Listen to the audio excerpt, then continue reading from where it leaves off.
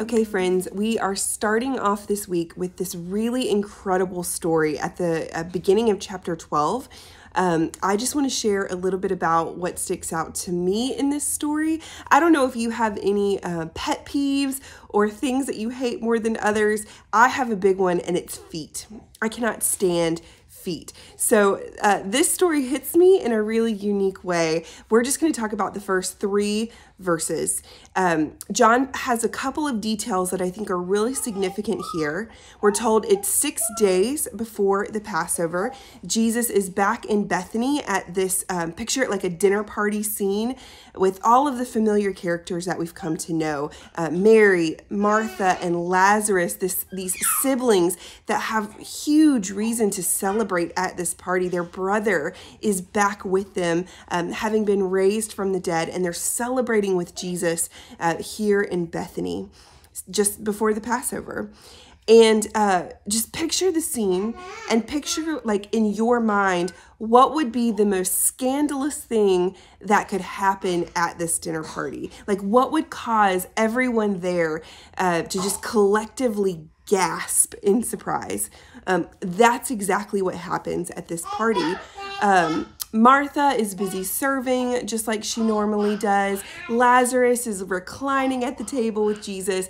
But Mary, the one who treats Jesus like a rabbi, Mary, the student of Jesus, comes and does something that for us, we don't quite see the significance, but for the original readers of John's gospel, it again would have elicited a collective gasp from the room and from those reading it.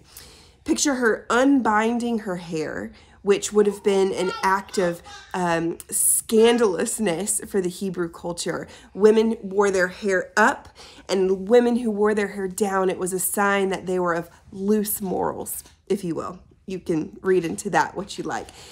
So Mary comes in and her hair is unbound, and she's carrying with her a jar of really expensive ointment.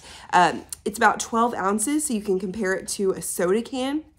And this ointment would have been worth one person's year's wages.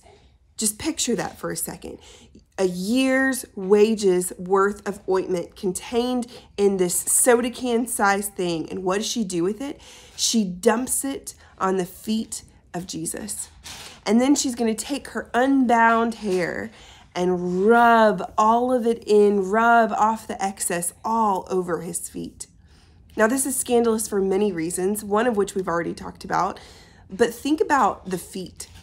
In this culture, you would have been walking around all day long in sandals, most likely. Your feet would have been disgusting. This job, washing the feet when you came into someone's home for a dinner party, it was a job for servants, a job for the lowest of the low. What Mary is doing is the ultimate act of humility and devotion to Jesus, and then to wipe it with her hair. I don't know about you, but I just can't picture this scene. It's unfathomable to me. I don't know that I would even be willing to wash someone's feet, like my own husband. I don't know that I would touch his feet like that. But for her to just rub ointment into Jesus's feet, it's an act of humility and devotion. But I think John also wants us to see in this moment some deeper significance that gets lost in translation for us, but with just a little bit of context, we can begin to understand. There are really 2 things going on here. In the Old Testament, the word anointing with oil was associated with 2 key figures. First, with kings. Kings were anointed. Think back to the story of David. David was anointed by the prophet to be king while Saul was actually still holding that office. And it was a sign that David was marked by God. It was the king that God had now chosen to rule. Kings were anointed. Priests were also anointed for service. And in both of these cases, again, being anointed, often it was on the head, was a sign that you were being marked for this special service to God. In the Passover, this is the second way that I think this has some deeper meaning. 6 days before the Passover, a family would go and get the Passover lamb that they were going to sacrifice, and they would inspect it for any sickness or blemish or any other faults. And if they found nothing, they would take this blessing oil and rub it into the ankles and feet of the lamb. It was a way of blessing the lamb and marking it for special service to be sacrificed later at the actual Passover 6 days later. And here's what comes along with that. Bodies were often anointed before burial so that the body wouldn't stink as bad after 3 days when it started to decompose. So what could Mary be doing in this act? Which of those could she be meaning to signify, or could John be using her actions to signify in this story? I think it's actually a mix of all three. She is simultaneously marking Jesus as king. She is marking him as the priest above all priests.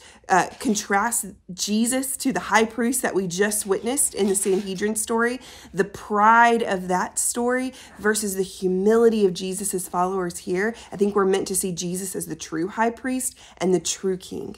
And yet at the same time, where we would expect a king who comes with an army to conquer and overthrow the Romans, Jesus is going to come into Jerusalem later in this chapter. We'll read about it this week. His kingly procession is going to end with his death.